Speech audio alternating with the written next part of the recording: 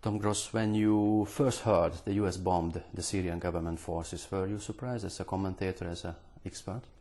Actually, no, because Steve Bannon had been removed from the National Security Council, and he had been the person against such action. So actually, I did predict it, and I think it is a welcome development, because I think it's a limited action, not only aimed at Syria, but at the wider world, that America is prepared to use force under Donald Trump, and also that the use of chemical weapons on civilians will not be tolerated by the democracies of the world.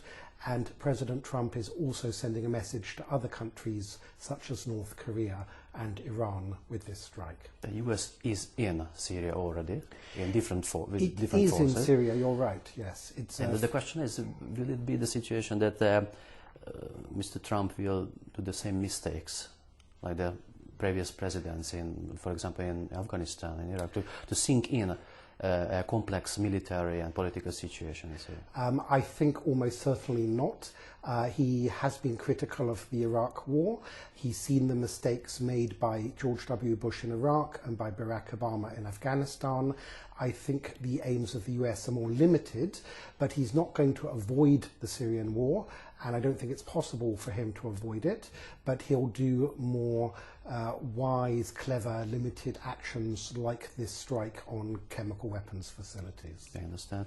There's a proxy war as well in Syria. There are many players: Iran, Turkey, the Arab states from the Gulf, Russia, the main opponent of US at the moment in this area.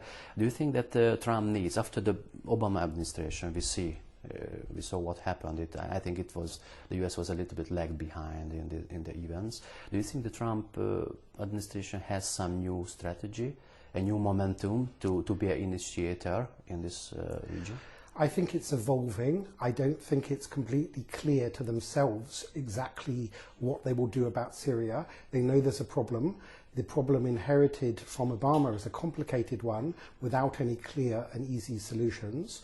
But I think there's a recognition that America cannot be absent. If it's absent, you allow others, such as Vladimir Putin, such as ISIS, such as Iran, to have too large a role on the world stage. So even though Trump's presidency, as he said in his inauguration, is America first also means a strong America on the world stage, but not an invading America like Bush or Obama with Afghanistan.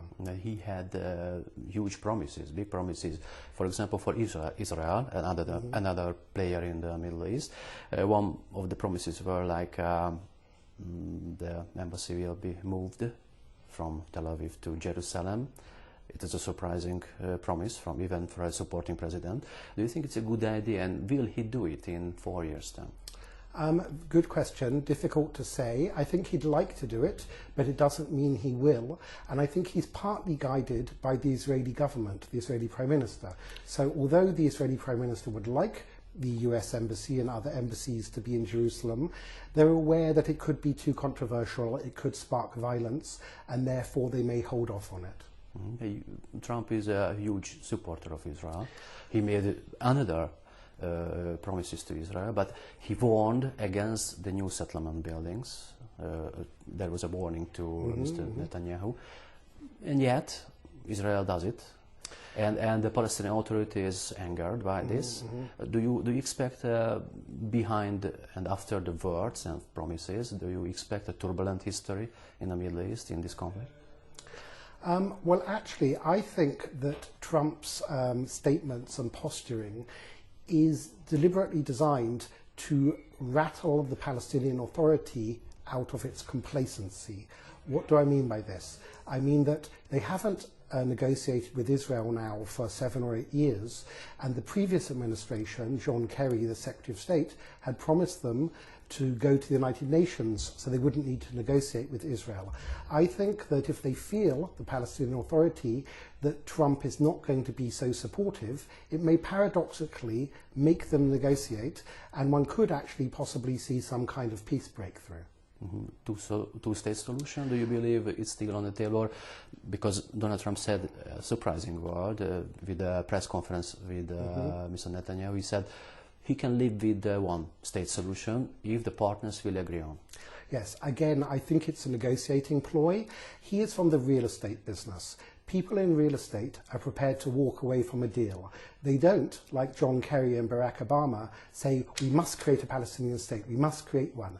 Because Trump is saying, well, we could create one or we could not create one, it actually might, again, make it more realistic on the Palestinian side and the Israeli side to actually negotiate and to have two states.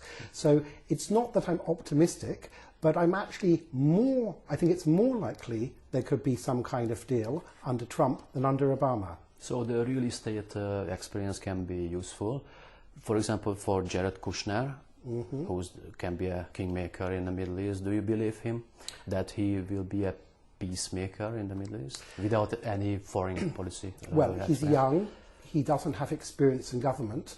On the other hand, for 20 or 30 years, people who have their entire lives tried to make peace got nowhere. So sometimes it's better to come from outside. Not just Kushner, but Rex Tillerson, the Secretary of State, comes from a business background. Sometimes, if employed wisely, one can have the breakthrough coming in from the outside rather than people trying the old formulas again and again.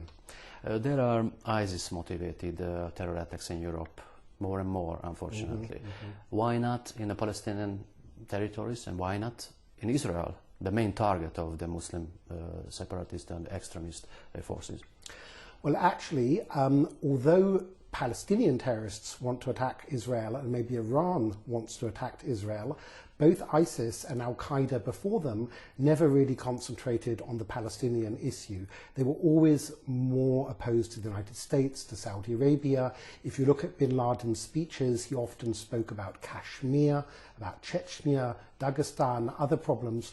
Palestine is more of interest to Western sympathizers with the Palestinian cause than it is to a lot of ISIS or Al-Qaeda radicals. Palestine is a kind of secondary issue for them. So you are an expert on minority issues, and you write and talk about the minority issues in the Middle East, like Christians and Jews, the fate of them.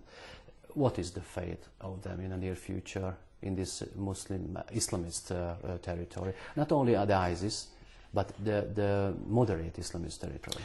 Yes, well, there's an ongoing, one could call it ethnic cleansing of Christians from the Middle East. It didn't only start with ISIS.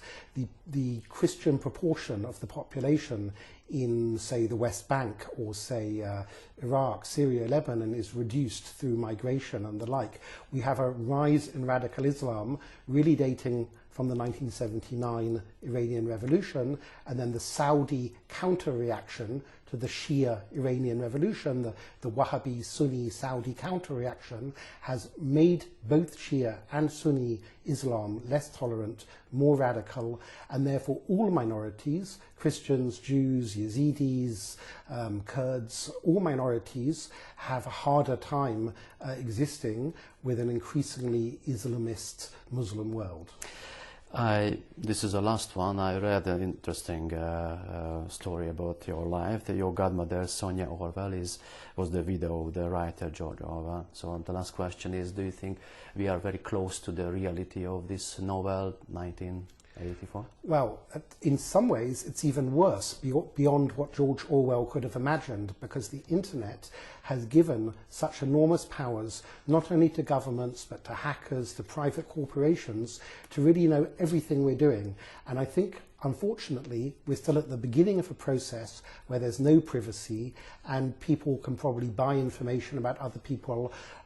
We'll be tracked, our every movement, by electronic devices, and that is the negative side of the internet, which also brought us many good things. Tom Cross, thank you very much. Thank you.